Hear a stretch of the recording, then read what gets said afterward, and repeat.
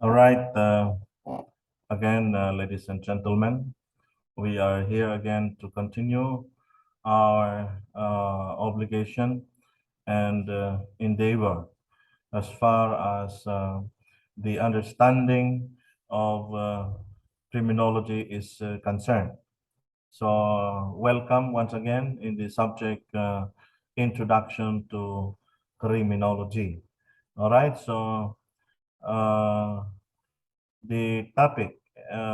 We start our topic on the criminological classifications of crime. So this criminological classification of crime uh, uh, is referring to the description. No, these are descriptions that are being given by experts in criminology. And basically, the descriptions of this different uh, class or classification of crime is based on their nature, no? So remember that crime has several features, several nature. Ang mga crime, maraming pagkakaiba-iba in terms of the criminal, kung sino yung gumawa at commonly doing it. Another nature is the effect of the crime or the affected one or victims, no? Manner of committing the crime. So, this is a manifestation, ladies and gentlemen, that to understand crime needs vigorous procedures to do. Just like a disease, parang sa sakit, that it is not by mere looking at it superficially, you will just tell the exact or real sickness of a person. You need to let him undergo several procedures, several processes, several examinations for you to come up. And before you come up with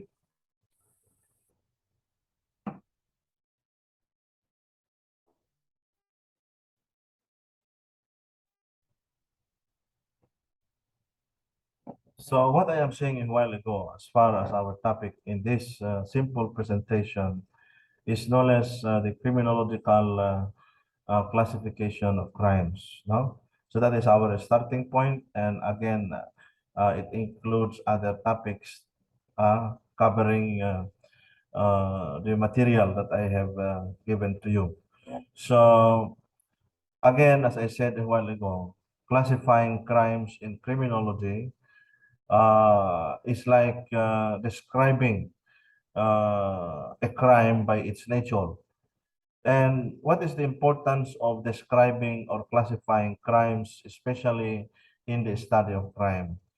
Now, so that you know the proper approach, no, when you are dealing with a specific kind of crime.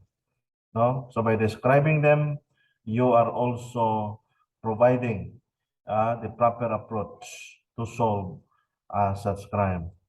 No, but again and again, the classification of crimes, especially in the field of criminology, only manifests that crime has many faces. Maraming mukha ang crime. No? Nakadepende sa kung ano ang nature ng crime. And again, that is a manifestation that crime is not easy to solve and understand. You need to go deeper. You need to autopsy so that you will understand what is crime. So the discussion for this time is a very important one that a criminology student must understand. Because if you understand the classification of crimes, then you will see and appreciate that understanding crime is, it is uh, a rigorous one to undergo. Meaning, hindi pwedeng pa-relax-relax when it comes to the study of crime. No? You need to focus to it. All right? Okay, so as you can see, no, what I'm saying a while ago on the criminological classification of crimes, if you as a criminology student have understood and appreciated the purpose of classifying crimes, then you have a good start as far as taking the course criminology is concerned, because uh, you have now an initial input in your head that understanding crime is not just, eating candy. Understanding crime needs that you need to see the details of a crime. You need to go deeper for you to understand what kind of crime is, no? So, ito po is ang criminological classification ng crime, iba yung sa classification sa batas, no? So magkaiba pag legal classification dito sa criminological classification. So dito sa criminological classification, it's more on a general perspective and a specific perspective as far as criminology is concerned. But when it comes to legal, as far as the criminal law is concerned, iba naman yung classification ng crime sa batas, sa revised penal code or sa criminal law, no? So, again, I discussed some in my recent discussion. Classification of crime according to the result, you see? So, the basis is the result of the crime. So, pag ginawa ba yung crime, ano yung magiging effect nito o result? So, basically, acquisitive, ibig sabihin, you got something, or you took advantage of something. That's why you did a crime. So, example, yung robbery, that is an acquisitive crime because you need to get something, no, in exchange of what you're doing or what you did as far as the crime is concerned. Extinctive naman is wala kang nakuha pero meron kang nasira. No? So katulad ng murder, pumatay ka, sinira mo ang buhay ng isang tao. So another is the period of commission. No? So basically may mga crimes na nako-commit in a certain period of time. No? So seasonal crime, no? Ibig sabihin sa, as mentioned before, pag Christmas, maraming magnanakaw because alam nila na maraming pera ang tao, may mga bonus, at saka pag Christmas, kailangan marami kang pera for you to, para sa ikaw ay sumabay. Christmas is maraming tao ang kailangan gumastos, no? So, seasonal, no? Ang difference nito sa situational crimes, these are only committed only when given situation conducive to its commission. So, it depends on the situation, no? So sometimes you did something because of such situation, no? So example, ikaw ay walang-wala, talagang hindi ka kumain ng 10 days, no? Your situation dictates you that you have to do something or else you die. So, yan, situational. Or dahil ikaw ay na high blood, nagalit, nagawa mo isang bagay, the situation forced you to do something. Then, as to the length of time of commission, it's all about time. Episodic crimes, there are crimes that are being committed uh, continuously, no? So katulad ng serial killing, yan, committed by a series of acts in lengthy space of time. So, parang yung patayan, no? The same manner, in 1 month, in 3 months, in a year, maraming ganitong crime na nangyayari na parang iisa ang gumawa, then that is an episodic crime. So kasi ang example nga ng mga yan is yung mga serial killer. Ang pinapatay is yung mga mapuputing babae. Yan. So every year or every day, may isang namamatay, no, for a period of time. That is episodic. Then instant, of course, it happened, no? on the spot and once, no? So that is instant crime, no? Then as to the place of commission, static, crime is committed only in one place. So pag ang krimen nangyari lang sa isang area, then that is a static crime. So you see, it's a matter of describing them. Now it's a matter of description. Continuing crimes committed in several places. Yeah. So, example, pumatay ka dito sa Namilangan, pumatay ka sa Putya. So, maraming crime scene. Yung ginawa mo na crime is maraming pinangyarihan. So, it's all about the place, no? Then, as to the mental state of the person, no? This is all about psychological approach, no? Or even psychiatry. Uh, ito yung sinasabi ni Beccaria that crime is the result of uh, the rational mind of a person. He has the free will to do it. So pag sinabing rational ka, ibig sabihin, this person is aware. Alam niya yung ginawa niya, plinanon niya yung ginawa niya, at alam niya ang kabuuan ng kanyang gawin or gagawin or ginawa. No? Then irrational, that is the opposite of rational. When we say irrational crimes, people commit an act or crime which by nature they even do not know whether it is right or wrong. So basically, yung mga biglang nablangko yung mga utak nila dahil sa sitwasyon, biglang nabaliw, or to the point na baliw na yung tao. So sometimes they do something that is out of control. Hindi nila nalalaman or namamalayan meron silang nagagawa. Those are irrational crimes, no? Yeah, but still it is punishable as the case may be. Then a type of offender. So dito naman sa type of offender, pag ito yung gumawa, we consider it white color. Pag ito yung gumawa, it is blue. So basically, yung white collar crimes, these are crimes that are committed by people who have social status, people who are in the government, people who have key positions, people who have this kind of skill and education.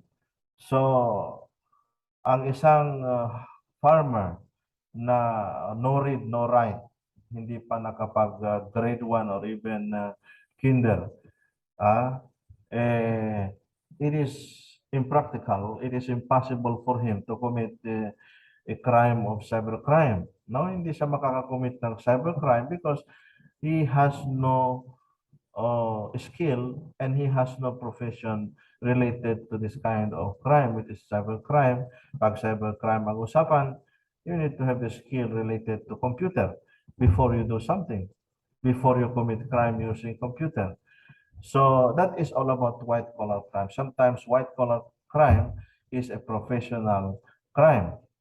No? Sa gobyerno natin sa Philippines, for example, as again, a farmer who is read, no write, cannot violate Republic Act number 3019, which is graft and corrupt practice. No? Paano siya mag-corrupt? Hindi naman siya parte ng gobyerno and even not an official. You see? So, just like employees in the government, pag ikaw lang ay isang napakababa ang iyong position, napakababa ang iyong pinag-aralan, basically, you will not commit, no? Graft and corruption. Kaya nga yung mga nakakasuhan ng graft and corruption is those who have high position in the government. Okay? So, ang opposite naman ng white is the blue, no? Blue collar crimes, these are committed and can be committed by anyone, specifically those ordinary people, no? So, even no read, no write ka, wala kang pinag-aralan, you can commit this crime. Sometimes these are called traditional crimes, no? Katulad ng pagpatay or murder, katulad ng robbery, theft, these are traditional crimes that anybody, any person, no, can commit. Meron din tayong pink collar crime, no? Ang pink collar crime is by nature, these are crimes being committed mostly by its nature by women, no? By women. So may mga crimes na out of 10, 9 ang mga babae na offender sa crime na yan, no? Uh, Example is illegal recruitment, no? Illegal recruitment. That is estafa. Panloloko yan. Nagre-recruit ka ng tao pero mali yung pinagsasabi mo. Sabi mo, legal ang pupuntahan, malaki ang sweldo, maging waitress sa ibang country, pero pagdating sa ibang country, iba ang trabaho. So that is, that is deceiving, no? Yeah, that is a crime of deception. And mostly ang mga involved in this kind of crime is women, no? So, as described, these are considered pink collar crimes, no? Then, as to the stand of living in the society, no, as to the social standing of a person, no, kung mayaman, may pinag-aralan, mataas ang posisyon sa gobyerno, mataas ang pinag-aralan, that is when it comes to the standard of living. So upper world crime is committed by those belonging to the upper class of the society. Yan. So may mga crimes na only those who are rich, those who have power in the government who can commit these crimes, no? So ano yung mga crimes na hindi kaya ng isang ordinaryong tao lamang? So the same, if I will ask you, no? Para kurakutin mo ang mag-plunder ka o magkurakot ka ng bilyones na pera, hindi kaya ng isang ordinary person yan. Only those people who belong to the upper class, no? Then underworld crimes, these are committed by lower or underprivileged of the society. Those who are ordinary people, they can commit this underworld crime. But again, meron ding isang meaning yung underworld crime, no? Ang isang meaning outside this discussion is underworld crimes. These are crimes committed by, you know, in other words, underworld crimes means these are committed by syndicates, no? Yan, yung mga, pag sinabi mong underworld, these are secret societies, mostly illegal, no? So do not forget that. So if they say you belong to the underworld, meaning sabihin you belong to criminal groups, secret groups doing crimes, no? Then additional classification of crimes is we have crime by imitation. So alam nyo, yung mga ito, they have sometimes a connection, they are similar, but this is how we describe them, no? Parang yung guwapo, mas guwapo, pinakagwapo. So it has levels of description, no? So ganun din dito.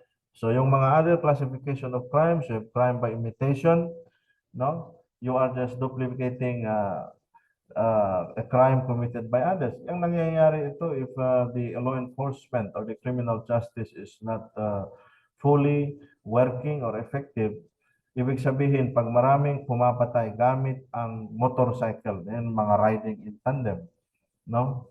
Killing by riding on tandem. Pag hindi sila nahuhuli, then criminals or other people will also do the same, that they will kill using motorcycle kasi maganda pala ito na hindi sila nahuhuli at nakakatakas sa batas. Pero kung ang law enforcement malakas and immediately they are arresting people who are committing crimes with the use of motorcycle as a tool to escape and to do the crime, people will not do such kind, no? So, and also there are people, who imitate others, no? It's like yung mga idols ninyo, yung mga style nila, you are imitating them. So, may mga tao that they are imitating. So, nakita nila, puro rapist yung mga iba, then they are also doing it. Bakit yung iba ginagawa nila? Ha? Why they rape? I will also rape, no?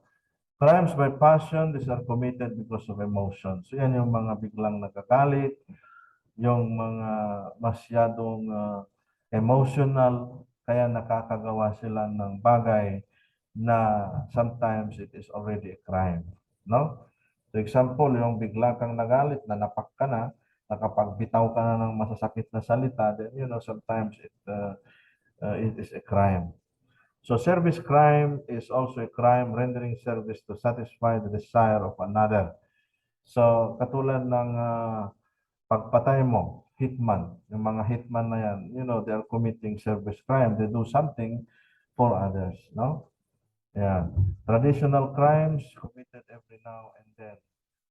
Katulad ng pagpatay, in the early times, killing is not good, no? It is malainse.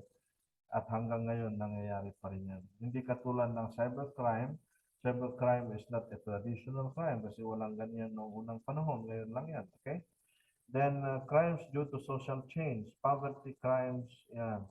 So, crimes due to social change, no?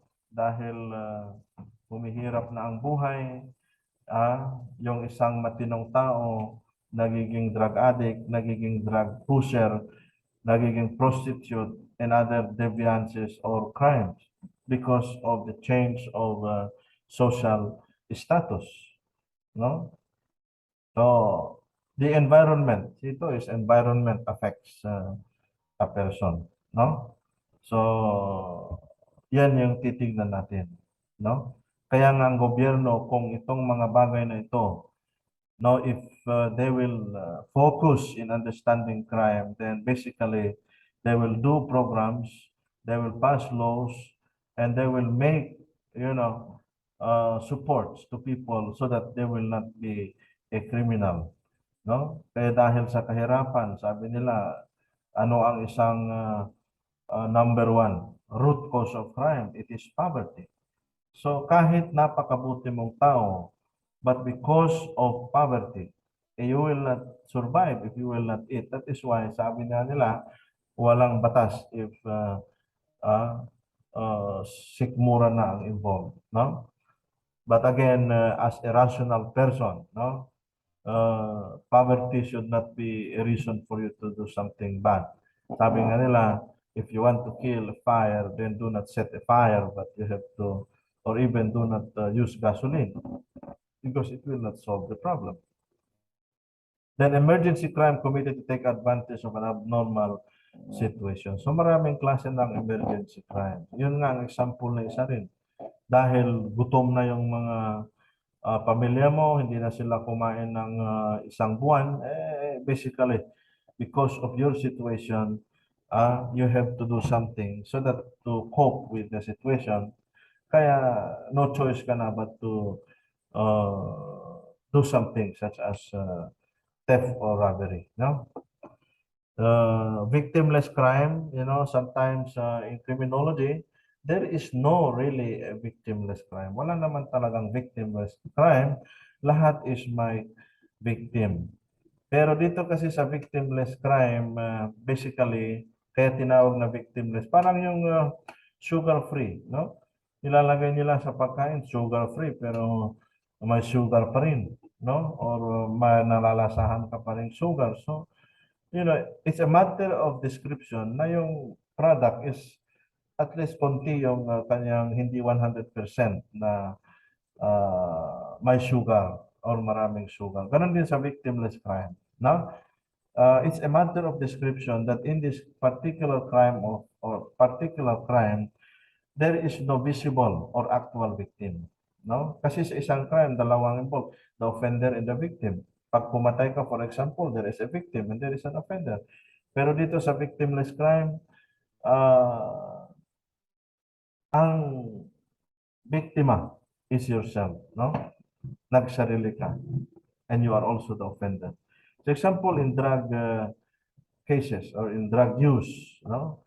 Pag gumamit ka ng dangerous drugs, use of dangerous drug is a crime, no? Yeah, it is a crime. Pag gumamit ka ng dangerous drugs, ang sinira mo is yung katawan mo at ang offender is ikaw. So yan ang victimless crime. But are you excused from the eyes of the law? You are not excused. Still, that is a crime. no? Ang hindi ka lang siguro mape-penalize, but anyway, it is not a crime, di ba? Victimless nga, pero crime. So do not forget. It may be victimless, but still it is a crime. Not unlike in suicide, pag ikaw ay nagpakamatay, there is no law, no? There is no criminal law defining it as a crime. So therefore, suicide is not a crime. It is not punishable. Pero still, wala ka namang nagrabyado, sarili mo, so problema mo yun.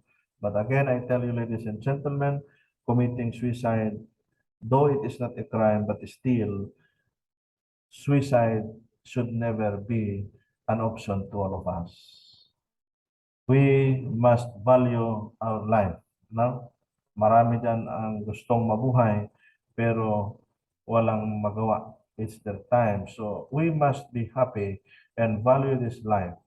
Wala na pa naman sigurong namatay dahil hindi kumain ng isang buwan, especially in our places here in Cordillera, maraming pwedeng pagkainan. That is why wala pang namamatay dahil walang makain, no? So, basically, enjoy life.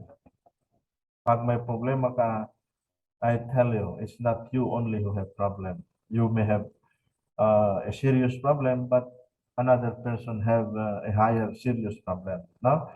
So again, that is all about that, no? Do not commit suicide. But what is punishable under the law, under the criminal law in the Philippines is assisting suicide. Assisting suicide. Pag ikaw at napatunayan na ikaw ay tumulong sa pag-commit ng suicide ng isang tao, then you will be an accessory to the crime. Or you will be penalized for assisting suicide. Or ikaw yung nagbigay ng droga, o ito, kainin mo tong poison nito para mamatay ka na. Wala ka rin lang silbi. No? Kaya ngayong euthanasia, yung inchekan mo example ng tao dahil wala nang gamot yung buhay na sakit niya. Talagang kahit anong gamot, wala na. Nakaalalay lang yung buhay niya sa machine. Kung alisin, mamamatay. At ang ginawa ng medical doctor is tinurukan na lang ng dangerous drugs na mamamatay na yung tao. Parang yung lethal injection. Then that is tantamount to murder. No? Bawal yan sa Pilipinas. Euthanasia is illegal. Then another here is index crime. Ang opposite ng index is non-index. Index crimes, these are crimes and serious by nature. Mostly ang index crimes, these are crimes punishable under the revised penal code, karamihan, no? Karamihan index crimes are crimes punishable by the revised penal code. Then the non-index crimes, these are crimes against person, crimes against property, no? And ito na lang ang intindihin ninyo kasi it is confusing, no? Index crime in a general way of order is index crimes, these are crimes punishable by the revised penal code. At yung non-index crimes, these are mostly crimes punishable by special penal laws. Okay? Special penal laws. Yan yung non-index at saka index to give you more better understanding. Okay? So index crimes, these are crimes punishable by the revised penal code, and non-index crimes, these are crimes punishable by special penal laws or special laws. Katulad ng Republic Act number 9165, yeah, those are special laws, no? So yeah. Then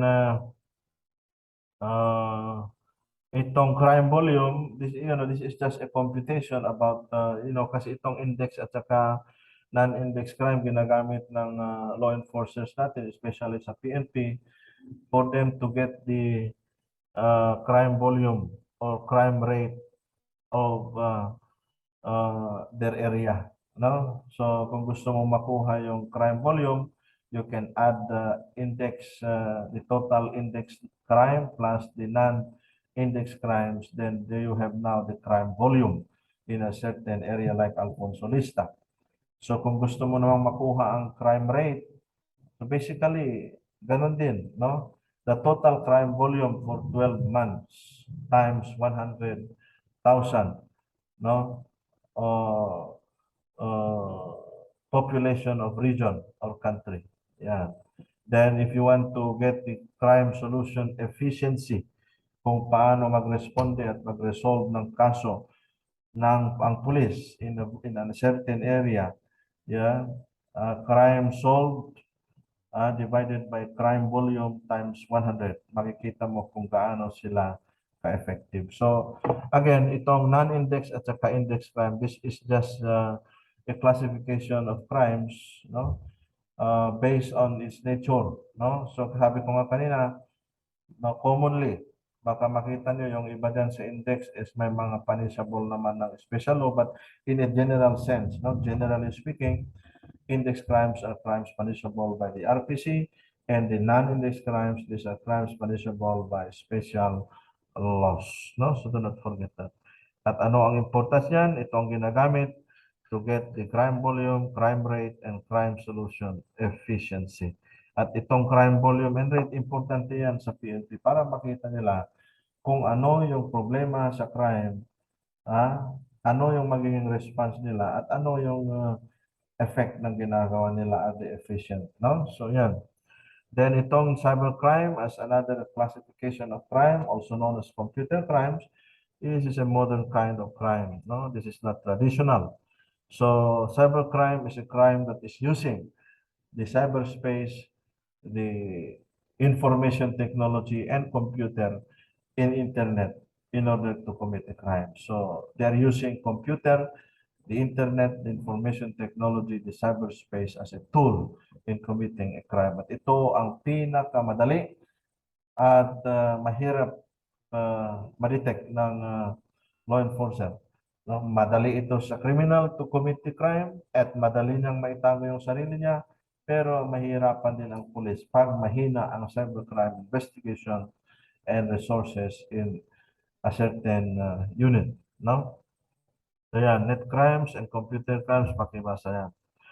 Spam is just a term used in cybercrime investigation. No? Pag spam, this is in relation to email, no? Or commerce, yung email natin, even in messages, no? May mga email na they're sending unsolicited, di ba? Katulad sa text, di ba? May mga nagte-text inyo, nanalo ka no? Kailangan aramihin dito. That is a spam. So do not believe to that, no? So that is when it comes to the classification, generally speaking, of criminological classification of crimes. Okay? Thank you. Let us continue our discussion later.